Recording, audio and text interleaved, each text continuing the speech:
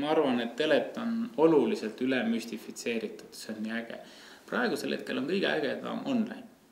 Ja online on just sellepärast kõige ägedam, et kui sa teed näiteks kõige lihtsama ja primitiivsema pressiteate, paned sinna juurde skeemi ja pildi ja levitad seda kõikidesse online kanalitesse, siis sa leiad ennast suure tõenäosusega Delfist, Postimees Online'ist, Äripäevast, Õhtulehest, no mis iganes.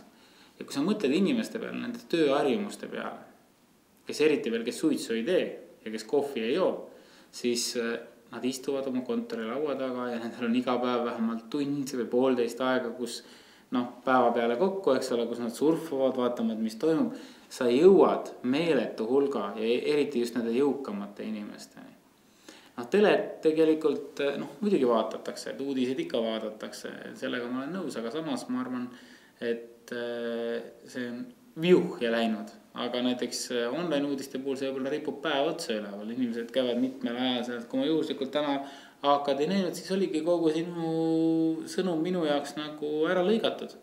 Et ma arvan, et esiteks on telet üle müstifitseeritud. Praegusel hetkel on ikkagi online nagu see võti ja pikemas perspektiivis, kui rääkida ainult uudistest, sõnumitest, siis online ma arvan on number 1 ikkagi maine kujundamise seisukohast.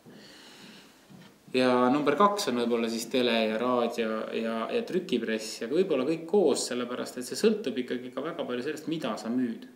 Et milline on see kaup, sest osade kaupade puhul tõepoolest, et kui sa saad maa hommikusse oma lõigu sisse, siis ongi kogu sinu suhtekorraldus päästetud terveks aastaks, et polegi rohkem vaja.